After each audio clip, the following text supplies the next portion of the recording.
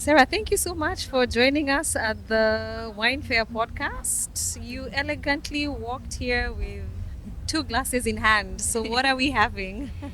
First of all, thank you for having me. This is the Chenin Blanc. So it's our biggest SKU, and I find everyone finds it easy to just, out of the three whites we have, I don't know whether it's by chance or what, but people are more likely to say, "Can I have the Chenin, Chenin, Chenin?" So when he told me to bring some wine, the first thing that went to my mind was Chenin Blanc. Yeah. You've said from the three. The What are whites. the other? What are Oh. the other two? So we have a Chardonnay and a Chenin. The most popular is the Chenin, then the Sauvignon Blanc, then the Chardonnay. I think now Chenin is our biggest, highest selling SKU in this market. Yeah. That's amazing. Yeah. And what is the brand that you're representing here today at the wine fair? Today I brought a bit of the portfolio. I really focused on the dry whites, considering my sales history with the region. It's normally the sales are like 20/80. 80 is white wine and very ish of red wine. So we brought our flagship brands, the classic, we call it the classic collection. We have some entry level that they use for, what do you call them, the packages, all inclusive. All inclusive. I want the people to also try that. And I brought one of our new entrants to the market. It's called Ruderberg Black. So I wanted people to actually just engage with it, sample it, because when they go to Chandarana and find it, and I've been here and they don't know it, I'm not likely to sell it anyway. Yeah. And what is the feedback that you're receiving so far? Everyone loves the red, actually. I have sweet sparkling rosé and another white wine.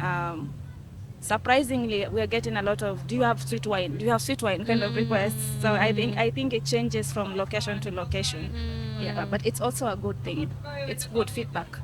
It's amazing you say that, Sarah, because you have been with the wine fair from their very first edition. Yes. Now that you say it changes from demographic or different market, what can you tell us your experience has been from the first to now the sixth edition here in Mombasa? Definitely a lot of changes in the kind of consumption we are seeing, and not just with wine fair.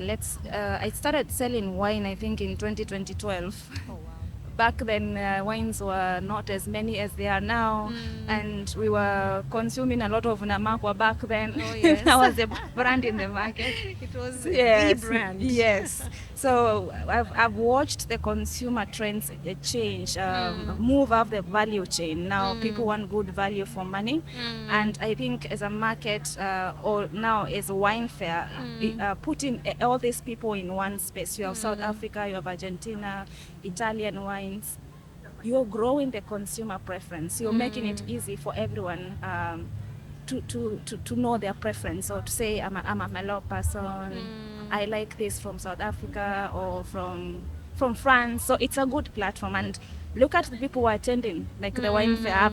I've seen the 6 editions, and the demographic is changing. Look at the young people. We didn't have this a few years ago. They are curious. They'll come to the vendor and ask 5 questions, and you're like, this is where we need to go. People are now, I think, people are now moving to less ABV kind of drinking, and some of them are just curious. So there's a lot that is going to change even after this in the next 5 years. Maybe wine will be bigger than spirit. Maybe, who knows? But yes, it's been a very big change. And even the attendance, like, this is the cost edition, which is my first time to participate. Okay. Look at what we did in Nairobi. Every year the number grows and grows and grows. So it's a good thing. You bring people, communities together. People who know where these wines come from, who are trying them for the first time. So it's a good and interactive kind of an event. Yeah. What would you say makes you keep coming and participating in the wine fair? What is that one thing? Is it that you derive value? Is it that the interaction, like you said, is better? But what is that one thing you'd say that has kept you interested in being part of the wine fair? First of all, the reach. The event gives us the reach to a lot of people. Like, look at this room today. If I was to go and look for that market individually, it would take me longer and even costlier. But I also like getting feedback on the product from the people, the consumer. You want to watch them as they know the wine, drink it, give you feedback. Because we have a huge portfolio, and some of these preferences actually help us to know what will fit this market. Yeah, and it keeps changing, so you have to be there to see what is changing. Yeah. Where would you want to see the wine fair go to next? I believe Nairobi, it's growing well. This is my first time in the coast region, so I'm still observing, but it looks good. Whenever I whenever to go to other regions, they always tell me, you always neglect us people from, I don't know, mountain or western or whatever. But yeah, maybe at some point we'll take this experience to them, because they keep seeing it on Instagram or in the news, but they think, oh, it's only for Nairobi or coast region. So I hope at some point we'll be able to reach everyone. Logistically, how has that been for you now to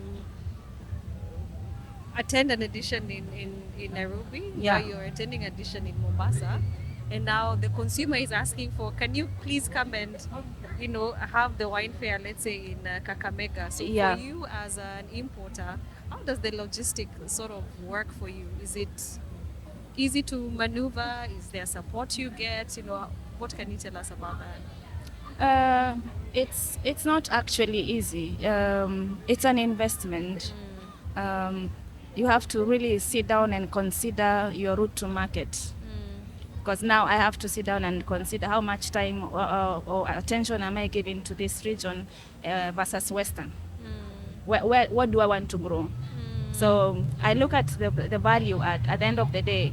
Am I growing this portfolio or this portfolio? But all regions are equally as important. While trying to maintain your ground in Nairobi and the coast region. So whenever I go there, I find that they are very curious, they are very interested. We might not be there yet to say we can do it there, but it's something to consider. And what would you say about the market now in Kenya? Do you see one that is growing exponentially? Do you see one that is growing either steadily? What can you say about that? It's steadily. I would say steadily, and also a bit more than that. Whenever I go to the supermarket and I see these different new wines from new regions, it's even difficult to find a wine in our retail, because it's already. But that wasn't the case years ago. So you can tell even other brands and regions are interested in the Kenyan market. Why? Because they can see the potential. And look at now the young people adapting to wine knowledge as the distributors or brand managers and all that, investing in these events, in trainings, partnerships, everything. So I've seen growth. There's a lot of interest. The population is growing, so is tourism. So there's a lot of hope. There's growth. There's a lot to tap into. Yeah, absolutely. And now that you've mentioned education, is to say first, thank you for, having your KWV Pinotage be part of the Pinotage Masterclass today. Thank you. I believe, Pinotage is celebrating 100 years. What can you say specifically about the Pinotage grape within the Kenyan market? Now you've said Chenin Blanc, you are selling so much of it. There's a lot of consumption for the Chenin Blanc. Yes. What can you say about now Pinotage? I believe from experience, a lot of consumers, and this is from now trainings and all that, do not actually know that Pinotage is an African grape. Absolutely. So whenever we discuss that, whenever I say, why is Pinotage important to us as Africans? Because it belongs to us. And now you can see them now interested. I don't think we spread that information enough. I don't think we sell our grape very well, because it's an amazing grape, actually. I don't mind my Pinotage. But how many people there are aware of Pinotage? Because I think as a market, we rely on Cabernet Sauvignon Merlot, mostly Shiraz. So I think we, as importers, as wine enthusiasts, as people, sommeliers, all of us need to actually put some effort into it. There's a lot to be done. Most people are not even aware of that. Yeah. All right. But it's an amazing grape, if you ask me. I love Benotage. Amazing, amazing. Today you are in Mombasa at the wine fair. What is your expectation of today? Being my first edition here, I'm learning a lot because now I just when I participated, I came because I know I've worked with wine fair and I know my Nairobi expectations. It looks good. I like what is going on. Let's see what will happen by the end of the event, but it's looking good so far, and it's something I wouldn't mind doing again like next year. So. And it's a very important market for me as well. So I feel good interacting with my consumers. Absolutely. Yeah. So thank you very much. We hope to keep seeing you at Yeah. the upcoming edition of the wine fair. And with that, we are going to toast to you. Thank you very much for being an amazing, amazing partner at the wine fair. Thank Cheers you. to you. Thank you. You're welcome.